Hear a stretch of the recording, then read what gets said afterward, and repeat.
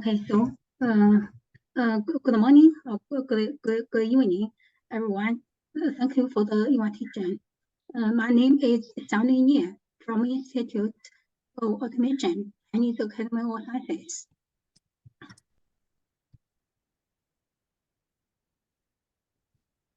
For robots or autonomous systems, we know that they have limited storage and computational resources. Also, they work in dynamic and open environment with varied conditions and unknown objects. Also, they acquire large-scale unlabeled data stream, but it's expensive to annotate them. Usually equipped with multiple sensors to obtain multi-view or multi-dot state. So we have several problems. How to learn new knowledge continually from our changing environment without catastrophic forgetting. How to select as few as representative samples for labeling and make full use of unlabeled samples. How to discover unknown classes autonomously. And how to learn the fewer information from multi-view data streams. Focusing on the above issues, we did works from the three aspects, and we tried to connect continual learning with active learning and multi-view learning and open-site recognition. So I will talk the first work in details and the last two work briefly. The first work is online active continual learning for robotic object recognition. This work focuses on the scenario of both classes and the domains changing with the dynamic environment. Robots gather unlabeled samples and can interact with humans to obtain the full labels. Its goal is to learn a model from a never-ending stream continually in an online manner, while preventing catastrophic forgetting of previously learned knowledge, and using as few labeled samples as possible. This is the flowchart of the OACL framework. It includes two main steps. The unlabeled data stream pass into the deep model, and then we use the OAL module to decide whether to query the labels for the current samples. If query, then pass them to the oracle, and we get the labeled inside. The second step is online continual learning, which aims to continually update the model to learn new knowledge without forgetting. So let's see the first step. The uncertainty-based catastrophe select the information rich, select the samples with the information rich, but similar. Look at this picture. The gray points are the queried samples. And denotes the similarity between two samples, and the size indicates the information value. We can see that the uncertainty-based strategy puts the samples with the information rich, but they are very similar, and they don't consider and use the knowledge of the distribution, which makes the model difficult to learn effective representation. Besides, the diversity-based query strategy only select many samples with low information, like the small gray circle. This will waste labeling resources. So we design a hybrid query strategy and consider both the uncertainty and the diversity of the samples to protect the amount of information and distribution. So we use two newly random variables to indicate the diversity and uncertainty respectively. And specifically, the PI, the probability of the uncertainty parameters, PI is related to the pseudo loss. A large pseudo loss corresponds to a large PI, which means a sample with larger loss have higher probability to be selected. And the data parameters controls the ratio of queried labels. The second step includes 3 parts: feature augmentation, model update, and the replay buffer update. Let's see some detail. For semantic augmentation aims to mitigate its imbalance between old and new classes and avoid overfitting the data in the replay buffer.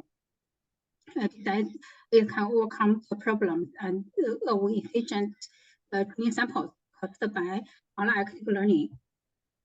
We assume the features for each class of a big Gaussian distribution, and its mean and covariance are updated online. This is the following type of feature augmentation. For the candidates, we get the features and build the Gaussian model for each class. And then we sample the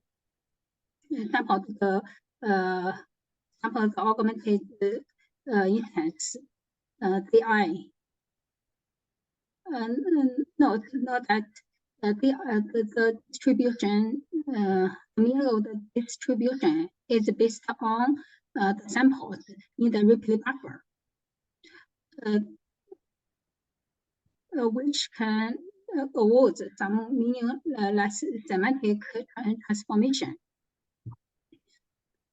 In addition, it is a random variable, which may prevent the loss of augmented samples from back propagating to the feature layers. So we use the parameterization trick. The deep model updated based on the loss, the cross entropy loss plus the margin-based hedge loss. And the first term of the two losses is based on the original date, but the second terms are using the augmented feature date. For the replay buffer, both information value and diversity should be considered. For a fixed capacity, the number of examples for each class is divided into 2 parts. The first part is based on the largest replay, which can protect the information value. And the second part is randomly selected to ensure the diversity. We use the parameter alpha to balance them. Finally, we analyze the theoretical mystical bound of the algorithm and concluded that the packet numbers of mistakes is bounded by the sum of the cumulative loss, the cumulative gradient, and the norm of small parameter perturbation. In experiment, we used the open-source object dataset, which includes 4 datasets under different environment factors, and each factor has 3 levels. We picked 36 instances from the dataset and split them into 9 tasks. Then the model learned the tasks sequentially. So we can see in the learning process, the number of classes is increasing,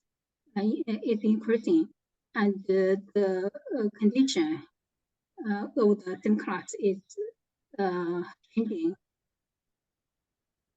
We use the 4 metrics to evaluate the methods. We first studied the impact of some hyperparameters and choose the best value.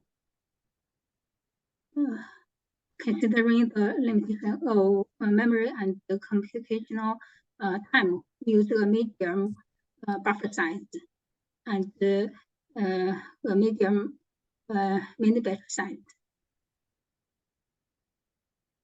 We also studied the impact of each component, including the point loss, the sampling, and the replay strategy.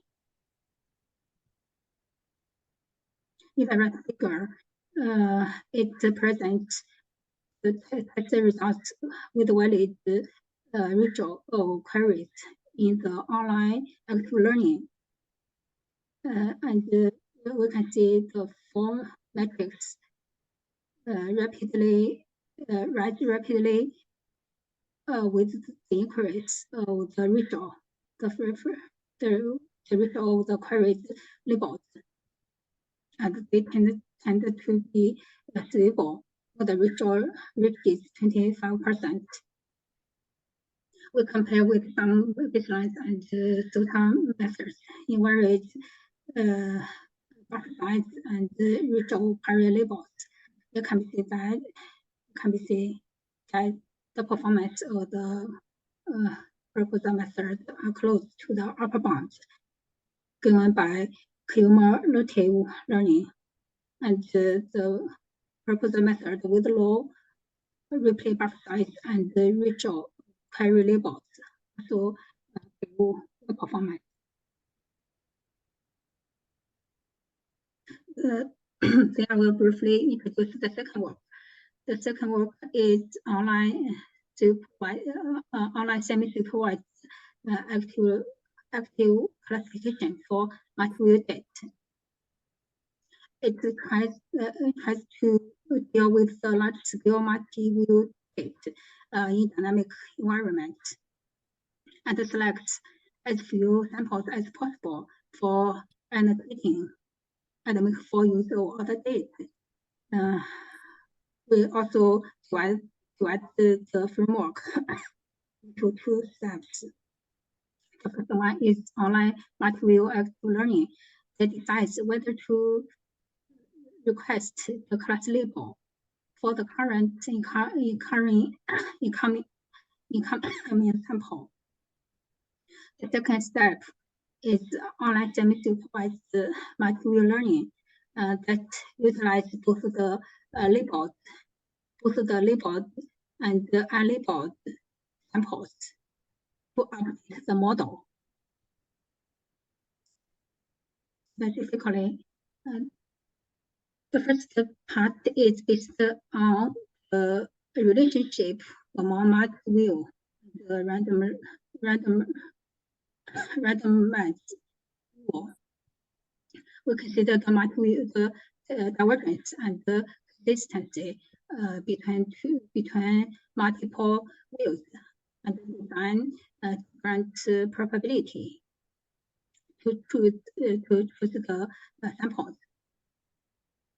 In the second step, we based on the co-regularized and regularized multi-view learning.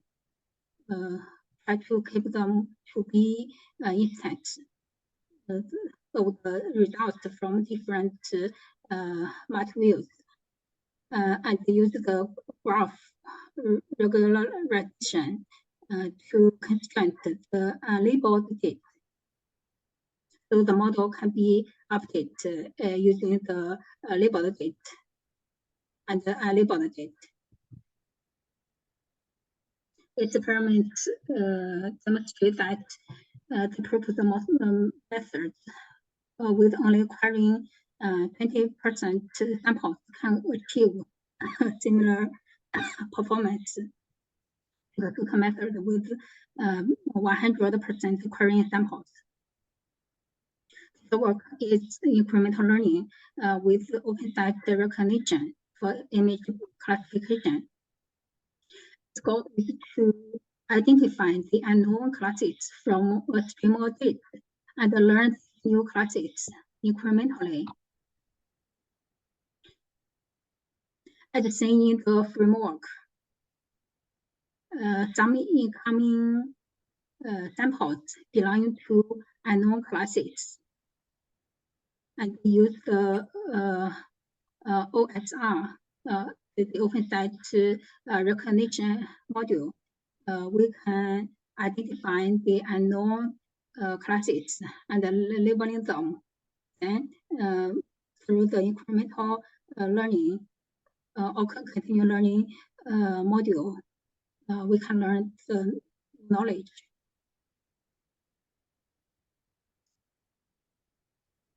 The incremental learning module is based on convex Hall example selection. For each class, we choose some vertices of convex Hall as the exemplars.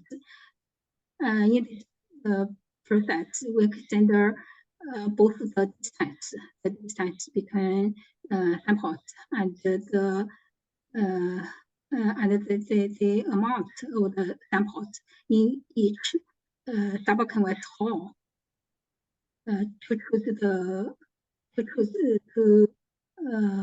following this rule to choose the samples. So this strategy can protect information value and diversity. Open-site recognition is based on prototype learning. Sorry. We learn a prototype for each class. And use this loss function to enhance the inter-class discrimination and the inter-class compactness. Besides, we use this loss to constrain samples of the same class to be on a surface, to be on a hypersurface. The proposed method achieves good performance on the three types of experiments: separate experiment and the combined experiment. So let's conclusion. We aimed to in this talk we aimed to solve these problems, and each problem corresponding to machine learning paradigm. And we try to connect continual learning with active learning and open-site recognition to solve some problems in real-world applications. In Martin's work, the intersection between the three machine learning paradigms remains largely unexplored. Okay, thank you. Thank you for your time. Sure, yeah, thank you very much for the presentation too. I think it's touching on multiple aspects that are very much related. So thank you very much. So Okay. Does any of the audience have any question? Or else I had few. So yeah, as the audience are ramping up, maybe I can just start off. I feel, the last book that you kind of mentioned, which has an incremental learning component along with this unknown identification, that open set angle to it. Is it close to the open world problem setting? Sorry, I say again. So in the last problem setup that you were explaining, in the last paper that you were kind of explaining, that involves a model to automatically identify whether any of your data points is belonging to the unknown class, right? Yes. And yes, and those unknown, and once we identify that it belongs to the unknown class, we would incrementally learn that. Would that be the problem setting? Yeah, we try to introduce the open-site recognition to discover new some new classes. Yeah, it's very important in the continual learning because current continual learning methods are usually assume the labels of the new classes are known beforehand. Yeah. So the open-site recognition can discover the new samples. Yes. Sure. So would that be identifying new classes that comes as part of the data stream, or would that also be identifying, let's say, the changes that actually happen to existing classes? For instance, if you think about, let's say a specific class, let's say laptops. Now, even that laptops would have been evolving with time, right? So there would be some distribution shift that would be happening to classes that it already knows. Are you considering that scenario? Or are you kind of considering the scenario where completely different new classes would come in the future, and then we would be, detecting them as unknown? So which kind of setup do you kind of operate on, or do you operate on both the setups too?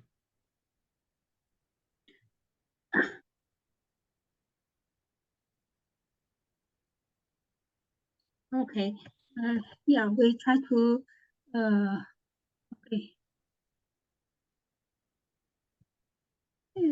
Yes, I think we use the proper type to make the classes. Sure. To make the classes the samples in the same classes more compact, and the samples in different classes to separate. And then we constrain the samples in each class on a hypersurface. Yeah. And interesting. Yeah, and in by using the strategy, finally, in the secret space, the secret feature of the same class will be very compact. Yeah. Yes. Interesting. Yeah, so I feel, yeah. Go ahead.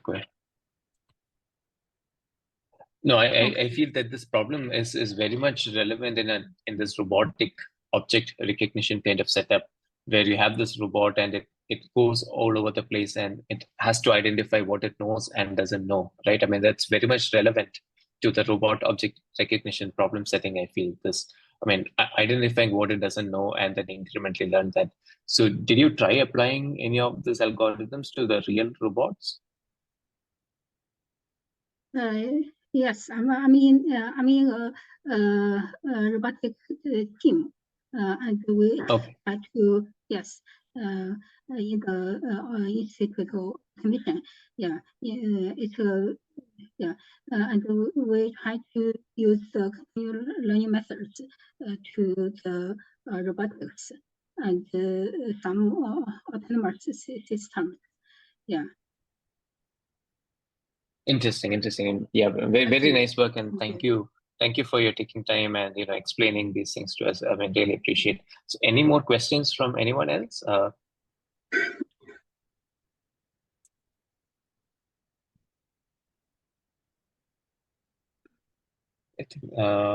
Is there any more questions? Yeah. So, yeah, I think Tyler has a question. How important is developing methods that are plastic versus methods that actually do not forget in online continual learning? So, I mean, I think the question is more on, let's say, I mean, bit more, I mean, not necessarily specific to, the robotic applications you can have had, but I mean, I think Tyler's point was, I mean, there's always this tension between plasticity and not forgetting. So, I mean, in your experiments and in your research that you've done so far, where do you think the balance actually lies? I mean, is it on developing methods that are more plastic, or is it methods that are that do not forget? Yeah, I think both of them are very important. The plastic can make the model to learn new knowledge quickly and to adapt to the dynamic environment. But for some agents like robotics, they must should be not forgetting the previously learned knowledge. So I think both the plastic and the not forgetting probability, not forgetting ability is very important. Yeah, so this is the core problem of the continual learning, I think. Yeah. So we should, we should develop some methods to balance the two, balance the two problem. Yeah. Competing objectives, right? Yeah, I feel. Yeah, I think we got it. Yeah, great. Yeah, I think we just have a few more minutes for our next talk. So if there are any more questions, I mean, either for Zelling or Mark, I think this would be, we have just a few more minutes. So is there any other questions from the audience?